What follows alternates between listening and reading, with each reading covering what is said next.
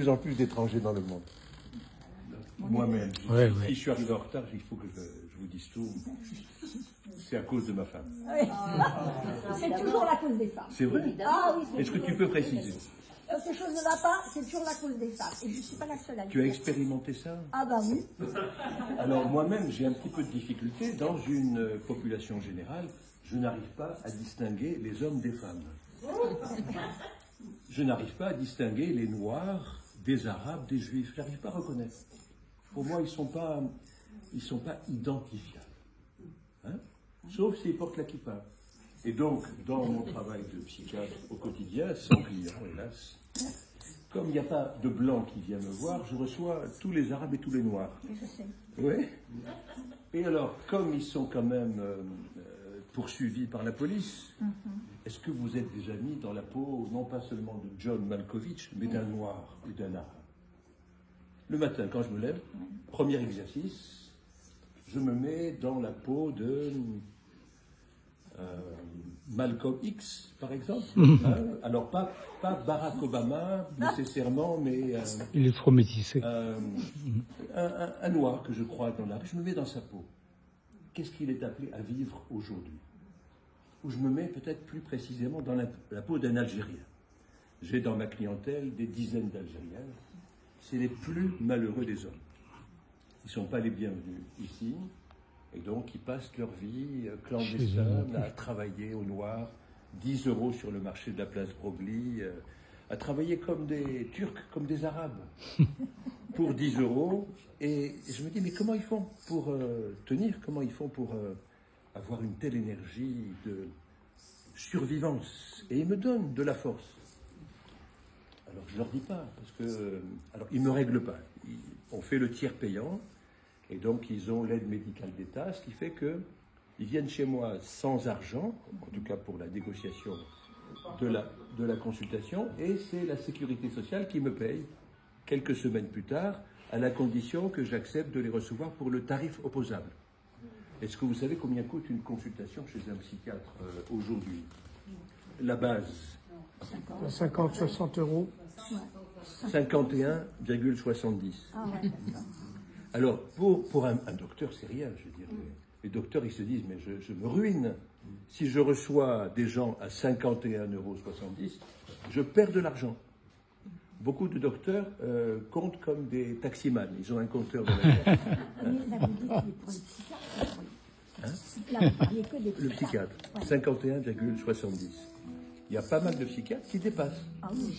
Et qu'on va retrouver à 70, 80, 100, peut-être plus parfois, hein, et qui ne vont pas baisser l'exigence pour recevoir l'Algérien, qui lui n'a pas un rond. Hein. Qu'est-ce qu'on fait le matin quand on est psychiatre et qu'on se dit, je vais recevoir peut-être aujourd'hui, si Dieu veut. Je m'arrête. J'ai dit, Dieu veut, quel est le genre de Dieu? Masculin ou féminin? Je suis allé trop vite, je vais me faire attaquer par les associations LGBT. Si je dis Dieu veut, il faut que je réfléchisse au féminin, peut-être, de Dieu. Si déesse veut. Peut-être qu'on peut réfléchir de cette manière-là. Si déesse et Dieu veut, je vais recevoir des Algériens qui vont venir sans rendez-vous. Qu'est-ce que je fais au moment de payer la consultation? Est-ce que je leur demande d'avancer 51,70 €? C'est ce qu'ils gagnent en un mois, ou en 15 jours sur les marchés, au noir. Ou est-ce que je vais appliquer le tiers payant? Lui n'avance pas l'argent, et moi, peut-être, si DS veut, la caisse me rembourse quelques semaines plus tard. Et en fait, du côté des Algériens, j'ai perçu cette souffrance énorme, et le fait qu'on accepte que cette souffrance existe. On se dit, comme, qui sait, peut-être M. Vauquier à un moment, peut-être M. je ne sais pas quel mec de droite disait, mais la pauvreté, elle est méritée, on l'a cherchée. Celui qui ne se sort pas du caniveau, il l'a voulu, il veut rester où il est. Hein. Il y a beaucoup de gens qui pensent de cette manière-là et qui estiment, comme au XVIIe siècle, au XVIe, comme Michel Foucault nous l'a dit, les maladies mentales et les maladies de la peau, c'est des punitions divines. C'était la pensée des médecins. et de la société en 1600, à l'époque de Louis XIV, à l'époque où on ouvre un hôpital général dans chaque département pour accueillir les marginaux, mais qui l'ont bien cherché. S'ils ont une syphilis, une petite ou une grande vérole ou une maladie mentale, c'est qu'ils l'ont bien voulu. Et c'est pas sûr qu'on soit sorti de ce schéma de pensée. C'est une partie de l'étranger. Et qu'est-ce que je fais avec mes patients arabes et noirs, que je ne reconnais pas tout de suite, comme je vous l'ai dit, hein? Je leur dis de porter la kippa. Pourquoi ça vous fait rire? Non, parce que c'est un milieu de leur croyance quand même. Porter une kippa? Non, les beaux musulmans portent. Ah oui, c'est vrai, ils portent parfois et le bas. Les calots. Alors, tu vois, c'est pas si étranger. Et alors, en quoi le fait de porter la kippa à Strasbourg, pour des Arabes et des Noirs, est-il bénéfique? Pour se confondre. Hein? Pour se confondre, voilà, faire la paix. La paix, se confondre, et éviter les contrôles de flics au faciès. Ouais. Si vous portez une kippa, aujourd'hui, 2024, place de la Gare ou place de l'Homme de Fer, vous ne serez pas contrôlé par les flics, contrairement à beaucoup de blacks et beaucoup d'Arabes, mal habillés, sales, un petit peu la mine patibulaire. Mais qui ne portent quand même pas la kippa. C'est une prière. Personne ne l'a fait, mais moi, si j'étais arabe ou noir ici, je porterais une kippa pour éviter les contrôles. Je porte le béret de temps en temps. Ibrahim, Je porte le béret de temps en temps. tu porterais. Faire remarquer. Ouais. Ah oui, hein? Porte le béret. Ah oui, le béret. Ouais. Alors c'est intéressant, hein, ça veut dire que c'est intéressant, il y a des signes distinctifs extérieurs qui font qu'on va croire qu'on appartient à une communauté parce qu'on porte tel ou tel habit. La rentrée dernière, Gabriel Attal, portefeuille de Macron. En arabe, Attal c'est portefeuille. Hein? C'est lui qui... Hein? Qu'est-ce qu'il décide? Alors une décision, comment dire, urgente, qui, pour sauver la France et les élèves, il interdit la baya.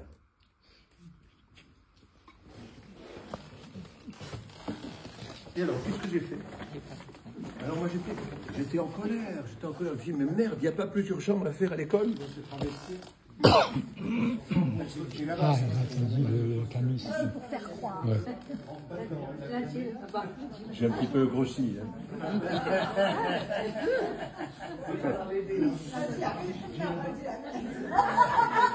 Et le tarbouche, j'avais oublié. Ah,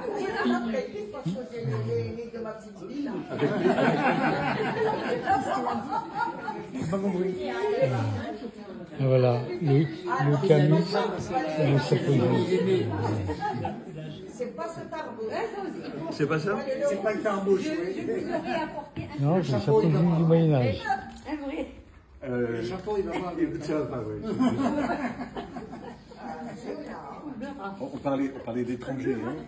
Alors, vous saisissez un petit peu dans mon discours que j'ai commencé par ma femme. J'ai divergé. Hein.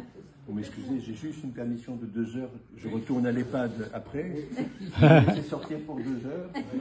Et je vous parle de ma femme juste après. Inch'Allah. Mettez ça. Tu peux, tu arrives?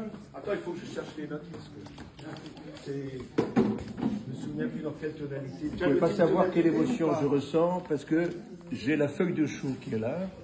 Et à chaque fois que Jean-Claude Meyer il est là, je dis bonjour à ma mère, qui est morte il y a 15 ans, mais j'ai l'espoir de transmettre des messages à travers ce média indépendant que je vous recommande. Et qui n'est guère aimé ici. Ré, on n'avait pas dit? C'est possible. Ouais, allez hop, on y va. On y va. Est-ce que vous avez encore un petit peu de patience? Non. Oui, Marc. Alors j'ai un grand regret. J'ai raté la tarte au fromage de la semaine dernière. Ah bah oui. Ouais. Oui, c'est ça, j'ai pouvais pas rester. Il a raté quoi, il a dit? J'ai pas entendu. La tarte au fromage. Ah ouais. Avec la lune pour bannière, et je comptais en un quatrain, chanter au monde sa lumière. Mais quand j'ai vu Jérusalem, coquelicot sur un rocher, j'ai entendu un requiem, quand sur lui je me suis penché. Inch'Allah, Inch'Allah, Inch'Allah, Inch'Allah. Vous savez ce que ça veut dire, Inch'Allah? Si déesse veut. Si déesse veut. Et avec le temps, ça s'est usé, c'est si déesse vieux.